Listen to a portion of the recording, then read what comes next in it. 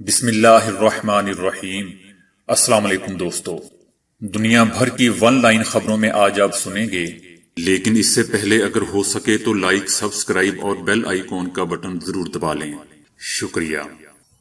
Indonesia نے غیر قانونی طور پر تیل کی منتقلی کے الزام پر ایران کے بحری جہاز کو تحویل میں لے کر عملے کے 61 ارکان کو حراست میں لے لیا ہے، جبکہ تفتیش کے لیے جہاز کو جزیرے پر منتقل کر دیا گیا ہے۔ ملائیشیا کے کوسٹ گارڈ نے اپنی بحری حدود سے گزرنے والے ایران کے بحری جہاز کو پکڑ لیا ہے، جس کے ذریعے مبینہ طور پر خام تیل منتقل کیا جا رہا تھا۔ بحری جہاز پر ایرانی اور پاناما کمپنی کے پرچم لہرا رہے تھے۔ ملائیشیا کے کوسٹ گارڈ کے ترجمان نے کہا ہے کہ خام تیل کی غیر قانونی منتقلی کے شبے میں عملے کو قومی جھنڈے دکھانے کو کہا گیا، تاہم انہوں نے نہ صرف جھنڈے نہیں دکھائے بلکہ خود کار شناختی نظام کو بھی بند کر دیا۔ اس کے بعد ریڈیو کال بھی موصول نہیں کی، لہٰذا ہمارے پاس جہاز کو تحویل میں لینے کے سوا کوئی راستہ نہیں بچا تھا۔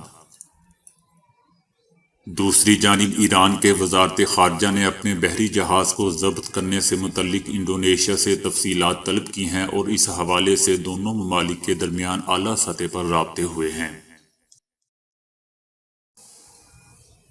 چائنا میں تباہ ہونے والی سونے کی کان کے ملبے تلے 11 کانکنوں کو امدادی کارکنان نے 14 روز بعد بحفاظت نکال لیا۔ سونے کی کان کی 600 میٹر گہرائی میں دبے 11 کانکنوں کو 2 ہفتوں بعد بحفاظت نکالنے میں کامیاب ہو چکے ہیں۔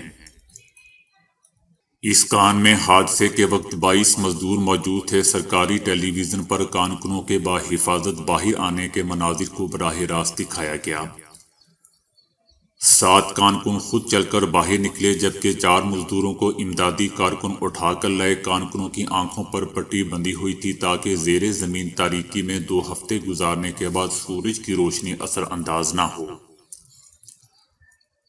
کانکنوں کی زیر زمین زندہ موجودگی پر ریسکیو کام کو تیز کیا گیا تھا اور کئی ہفتوں کا کام صرف 3 دن میں کر لیا گیا تھا۔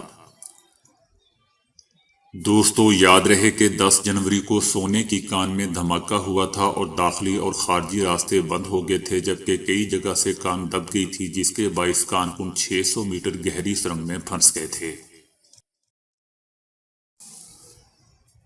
قزاقوں نے ترکی کے بحری جہاز پر حملہ کر کے عملے سمیت 15 ارکان کو پکڑ لیا ہے جبکہ 1 کو مار دیا گیا ہے۔ ترکی کا بحری جہاز نائجیریا کے مغربی ساحل پر معمول کی گشت پر تھا کہ اس دوران سمندری قزاقوں نے جہاز کو پکڑ کر عملے کے 15 ارکان کو یرغمال بنا لیا۔ ترکی کی جانب سے جاری بیان میں کہا گیا ہے کہ قزاقوں کے حملے میں جہاز کے عملے کا 1 رکن بھی مارا گیا ہے۔ مارے جانے والے 1 رکن نے خود کو ایک محفوظ کیبن میں بند کر لیا تھا، تاہم اس کو مجبوراً باہر آنا پڑا جس پر قزاقوں نے اسے گولی مار دی۔ مارے جانے والے شخص کا تعلق آذربائیجان سے تھا اور وہ بحری جہاز میں واحد غیر ملکی شخص تھا۔ قزاقوں کی جانب سے تاحال کسی قسم کا مطالبہ یا تاوان کی رقم کا تقاضا سامنے نہیں آیا۔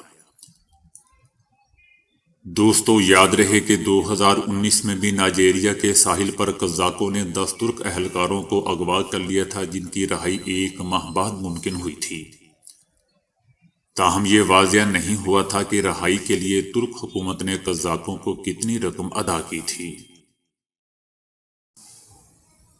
کچھ دن پہلے مہاتیر محمد نے ایک فیس بک پوسٹ میں لکھا تھا کہ ان کے خاندان کے ایک شخص کو کورونا ہو گیا ہے۔ سابق وزیر اعظم مہاتیر محمد کی صحت خراب سے متعلق متضاد اطلاعات کے بعد ان کے ذاتی ترجمان کا بیان بھی سامنے آ گیا ہے۔ ان کا کہنا ہے کہ ڈاکٹر مہاتیر محمد صحت مند اور اپنے گھر میں موجود ہے۔ مہاتیر محمد کی بیٹی کے حوالے سے کہا گیا ہے کہ ان کی صحت ٹھیک ہے، وہ تندرست ہیں اور ان کے ہاسپٹل میں داخل ہونے کی افواہیں بالکل بھی درست نہیں ہیں۔ 2 روز قبل مہاتیر محمد نے ایک فیس بک پوسٹ میں لکھا تھا کہ ان کے خاندان کے ایک شخص کو کورونا ہو گیا ہے۔ اس پوسٹ میں انہوں نے اپنے ملک کی وزارت صحت کے موجودہ پروٹوکولز کو تنقید کا نشانہ بنایا تھا۔ ان کا کہنا تھا کہ خاندان میں کورونا سے متاثر ہونے والے شخص نے اپنے دیگر گھر والوں کو بھی متاثر کیا ہے۔ مہاتیر محمد نے اپنی اس فیس بک پوسٹ میں حکومت پر زور دیا تھا کہ کورونا سے متاثر ہونے والے ایسے افراد جن کا ٹیسٹ مثبت آنے کے بعد بھی ان میں علامات ظاہر نہ ہوئی ہوں، انہیں بھی گھروں پر قرنطینہ کرنے کی بجائے ہسپتالوں یا طبی مراکز میں رکھا جانا چاہیے۔ بھارت میں ایک خاتون کا 5 ماہ میں 31 بار کورونا کا ٹیسٹ مثبت آ چکا ہے۔ راجستھان سے تعلق رکھنے والی 32 سالہ خاتون کا گزشتہ سال اگست سے مسلسل کورونا کا ٹیسٹ مثبت آ رہا ہے۔ اس دوران ان کے 14 بار RT-PCR ٹیسٹ کیے گئے ہیں، جبکہ 17 بار اینٹیجن ٹیسٹ بھی کروائے گئے ہیں، جن سب میں کورونا مثبت آیا ہے۔ مذکورہ خاتون کی دیکھ بھال کے لیے کوئی قریبی رشتہ دار بھی موجود نہیں ہے اور وہ مسلسل 5 ماہ سے قرنطینہ میں ہے۔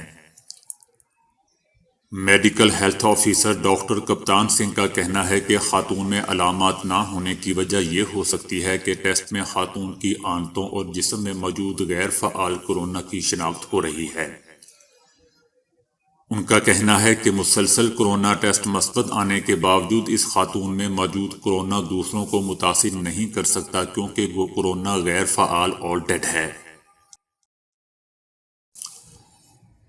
ہینڈ سینیٹائزر اب ہماری زندگی کا حصہ بن چکا ہے، لیکن اسکولوں، بازاروں اور دیگر مقامات پر رکھے یہ سینیٹائزر بچوں کی جلد اور بالخصوص آنکھوں کو نقصان پہنچا رہے ہیں۔ فرانس میں ایک واقعہ ہوا ہے جس میں ایک بچے کی آنکھوں میں ہینڈ سینیٹائزر چلا گیا اور اسے ہاسپٹل میں داخل کروانا پڑا۔ اس کے بعد ایک مطالعے سے یہ انکشاف ہوا ہے کہ بچوں کو اگر سینیٹائزر کا استعمال نہ سکھایا جائے تو اس کے بہت ہی مضر اثرات نمودار ہوتے ہیں۔ وہاں 1 اپریل سے 24 اگست کے دوران بچوں میں سینیٹائزر سے آنکھوں کے متاثر ہونے کے واقعات 7 گنا بڑھے ہیں۔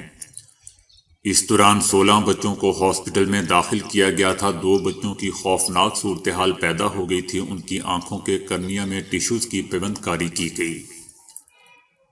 تمام بچوں کی عمریں 4 سال سے کم تھیں۔ اس کی وجہ یہ ہے کہ سینیٹائزر جہاں رکھے جاتے ہیں وہ 1 میٹر بلند ہوتے ہیں۔ یہ اونچائی بالغان کی کمر اور بچوں کے سر تک پہنچتی ہے، جس سے وہ سینیٹائزر کو چہرے اور آنکھوں پر بھی گرا لیتے ہیں۔ دوستو، یاد رہے کہ ہینڈ سینیٹائزر میں تیز ایتھنول ہوتی ہے جو آنکھوں میں جاتے ہی کرنیے کے خلیات کو تباہ کر سکتی ہے۔ 2 خوفناک واقعات بھارت سے بھی آئے ہیں۔ 4 سال کے ایک بچے نے اپنی آنکھوں میں سینیٹائزر ڈال دیا، جس کے بعد وہ روشنی کو نہیں دیکھ سکتا۔ کہاوت مشہور ہے کہ ایک سیب روزانہ ڈاکٹر سے دور رکھتا ہے، لیکن یاد رہے دوستو کہ اگر سیب جیسے صحت بخش پھل کی زائد مقدار کھائی جائے تو اس کے بھی مضر اثرات رونما ہو سکتے ہیں، کیونکہ زیادتی ہر شے کی بری ہوتی ہے۔ سیب وٹامن سی، ریشوں اور پوٹاشیم کا خزانہ ہوتا ہے اور اپنے گو غذائی اجزاء کی وجہ سے جسمانی صحت پر انتہائی مثبت اثرات مرتب کرتا ہے۔ لیکن بعض صورتوں میں ضرورت سے زائد سیب کھانے سے جسم پر منفی اثرات مرتب ہو سکتے ہیں۔ روزانہ 1 سے 2 سیب کھانا مفید ثابت ہو سکتا ہے۔ روزانہ 20 سے 40 گرام فائبر بہت ہے، تاہم اگر کوئی 70 گرام سے اوپر فائبر کھاتا ہے تو اس سے نقصان ہو سکتا ہے۔ 70 گرام کا مطلب ہے کہ آپ کو 15 سیب روزانہ کھانے ہوں گے، جو بالفاظ دیگر ناممکن ہے۔ ضرورت سے زائد سیب کھانے سے آپ کا وزن بڑھ سکتا ہے اور انسان موٹاپے کی جانب چل پڑتا ہے۔ جسم میں کاربوہائیڈریٹس بننے سے جسم اسے صرف کرنے میں لگ جاتا ہے اور دوسری جانب چربی میں اضافہ ہو سکتا ہے۔ سیب اپنی فطرت میں تیزابی ہوتے ہیں اور اس کا رس دانتوں کو نقصان پہنچا سکتا ہے۔ غذائیت کے ماہرین تو یہاں تک کہتے ہیں کہ زیادہ سیب دانتوں کے لیے یہ سافٹ ڈرنک سے زائد نقصان دہ ہو سکتا ہے۔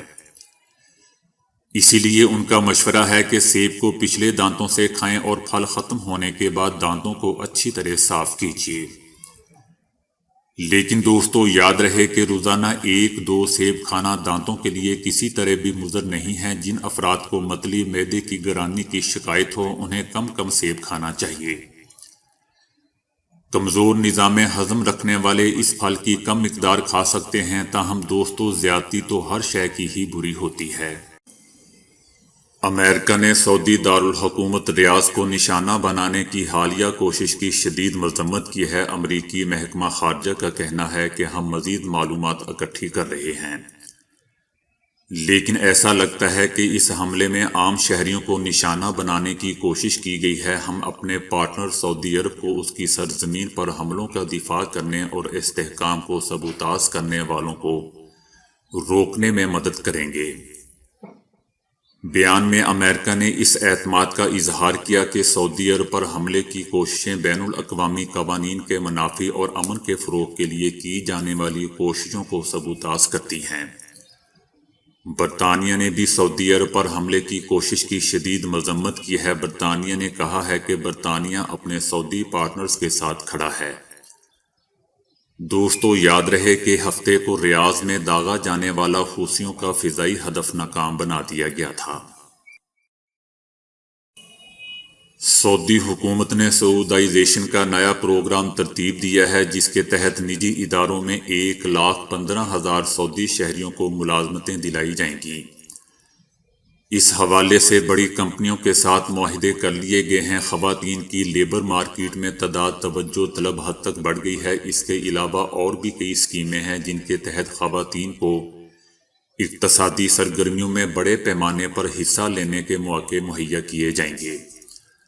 اسکیموں کا مقصد عالمی سطح پر سعودی عرب کی درجہ بندی کو بہتر بنانا ہے۔